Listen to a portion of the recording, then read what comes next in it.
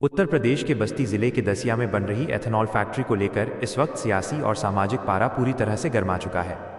Bahujan Samaj party की प्रमुख और उत्तर प्रदेश की पूर्व मुख्यमंत्री मायावती ने इस एथेनॉल फैक्ट्री के निर्माण और इससे स्थानीय जनता पर पड़ने वाले गंभीर प्रभावों को लेकर एक बड़ा और बेहद तीखा बयान जारी किया है, जिसने इस पूरे प्रोजेक्ट पर विवादों के गहरे बादल खड़े कर दिए हैं। जैसे ही मायावती का ये बयान सामने आया, सोशल मीडिया से लेकर जमीन तक हलचल इतनी तेज हो गई है कि प्रशासन के हाथ पांव फूलने लगे हैं। हर कोई ये जानना चाहता है कि आखिर विकास के बड़े बड़े दावों के बीच इस फैक्ट्री को लेकर ऐसा क्या विवाद खड़ा हो गया है कि देश की एक कद्दावर नेता को खुद इस मामले में सीधे दखल देना पड़ा और सरकार को कटघरे में खड़ा करना पड़ा।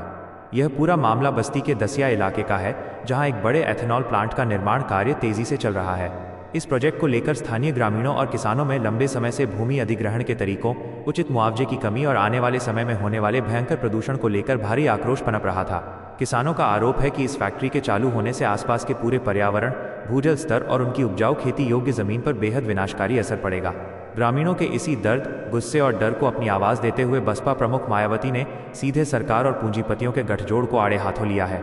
मायावती ने अपने बयान में बेहद सख्त लहजे में कहा है कि विकास के नाम पर गरीब किसानों, मजदूरों और स्थानीय ग्रामीणों का उत्पीड़न और उनके हक की अनदेखी किसी भी कीमत पर बर्दाश्त नहीं की जाएगी। उन्होंने पुरजोर मांग की है कि इस फैक्ट्री के निर्माण को तब तक रोका जाए जब तक कि स्थानीय लोगों की पूरी सहमति न ले ली जाए, उन्हें बाजार दर पर उचित मुआवजा न मिल जाए और प्रदूषण नियंत्रण के कड़े मानकों की एक स्वतंत्र टीम से निष्पक्ष जांच न करा ली जाए।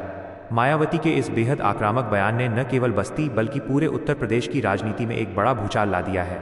इस बयान के बाद विपक्ष के अन्य दल भी इस मुद्दे पर लामबंद होने लगे हैं, जिससे जिला प्रशासन और फैक्ट्री प्रबंधन पूरी तरह से बैकफुट पर नजर आ रहे हैं। सोशल मीडिया प्लेटफॉर्म्स पर भी इस फैक्ट्री के खिलाफ और समर्थन में एक बहुत बड़ी बहस छिड़ गई है।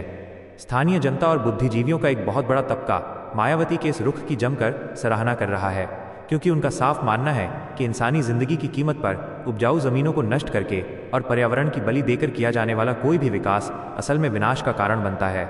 दूसरी ओर सरकार और प्रशासन के समर्थकों का दावा है कि इस फैक्ट्री के बनने से इलाके में औद्योगिक विकास होगा और स्थानीय युवाओं को रोजगार के नए अवसर मिलेंगे। लेकिन मायावती की इस सीधी और दमदार एंट्री ने इस पूरी लड़ाई को अब एक बेहद बड़ा राजनीतिक मोड़ दे दिया है, जिसने सरकार की रातों की नींद उड़ा दी है। इस विवाद की गहराई को समझना इसलिए भी जरूरी है क्योंकि दसिया और उसके आसपास का पूरा क्षेत्र कृषि प्रधान है, जहां हजारों परिवार सिर्फ और सिर्फ अपनी खेती पर निर्भर हैं। एथेनॉल फैक्ट्री से निकलने वाले जहरीले कचरे और गंदे पानी को लेकर लोगों में ये डर पूरी तरह स्वाभाविक है कि इससे उनकी आने वाली पीढ़ियों का भविष्य अंधकार में डूब जाएगा।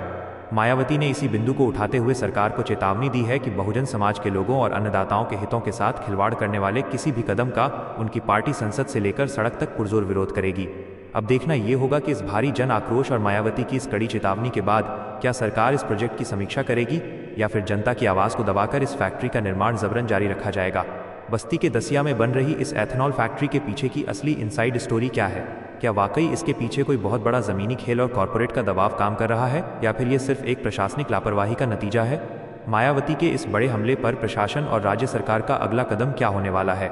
इस पूरे मामले की हर एक ज़मीनी हकीकत, पल पल की एक्सक्लूसिव अपडेट, लीक हुई प्रशासनिक रिपोर्ट्स और इस राजनीतिक उठापटक के हर एक पहलू को सबसे पहले और पूरी सच्चाई के साथ जानने के लिए अभी हमारे चैनल को सब्सक्राइब करें और बेल आइकन दबाना बिल्कुल न भूलें, ताकि कोई भी बड़ी खबर आपसे छूटने न पाए।